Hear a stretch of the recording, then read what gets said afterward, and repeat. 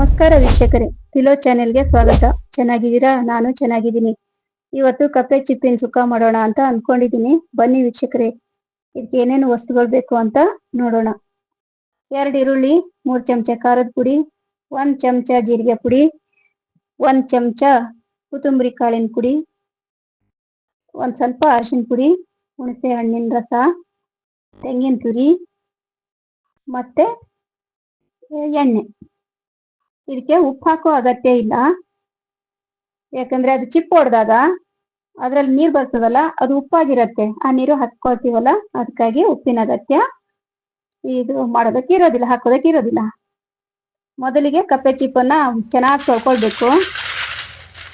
ಇದರಲ್ಲಿ ಮರಳು ಅಂದ್ರೆ ರೀತಿ ಅಂತೀವಲ್ಲ, ಅದಿರತ್ತೆ.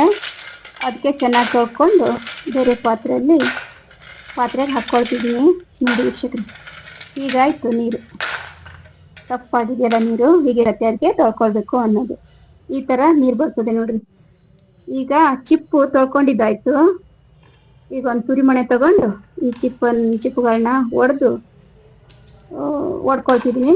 ಹೀಗೆ ಭಾಗ ಮಾಡಿ ಒಂದು ಚಿಪ್ನಿಂದ ಇನ್ನೊಂದು ಚಿಪ್ಪಿಗೆ ಹೀಗೆ ಮಾಡಿ ತಿರುಗಿಸಿದ್ರೆ ಚಿಪ್ನಿಂದ ಇನ್ನೊಂದು ಚಿಪ್ಪಿಗೆ ಸಲೀಸಾಗಿ ಮಾಂಸ ತಕೊಳ್ಬಹುದು.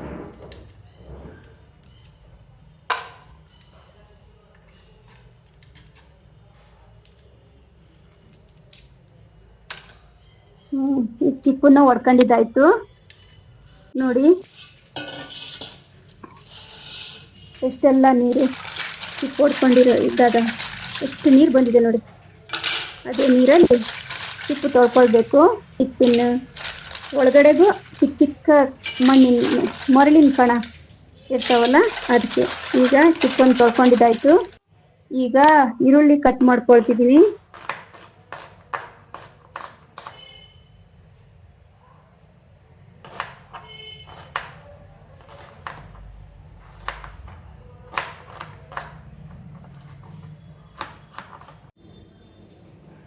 ಗ್ಯಾಸ್ ಮೇಲೆ ಬಾಣಲಿ ಇಟ್ಟು ಎಣ್ಣೆ ಹಾಕೊಂಡು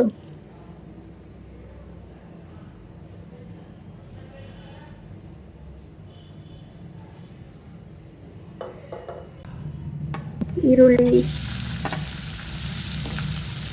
ಎಣ್ಣೆಗೆ ಹಾಕೊಂಡು ಹುರ್ಕೊಳ್ತಿದ್ದೀನಿ.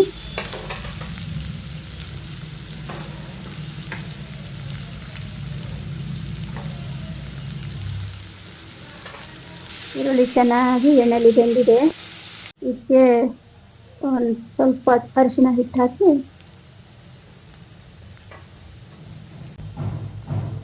ಜೀರಿಗೆ ಪುಡಿ, ಅರಿಶಿನ ಪುಡಿ, ಕೊತ್ತಂಬರಿ ಕಾಳಿನ ಪುಡಿ ಹಾಕಿ ಸ್ವಲ್ಪ ಮಿಕ್ಸ್ ಮಾಡ್ಕೊಳ್ತಾ ಇದ್ದೀನಿ. ಅದರ ನಂತರ ಚಿಪ್ಪಿನ ನೀರು ಮತ್ತು ಚಿಪ್ಪುಗಳನ್ನ ಹಾಕಿ ಮತ್ತೆ ಮಿಕ್ಸ್ ಮಾಡ್ಕೊಳ್ಬೇಕು.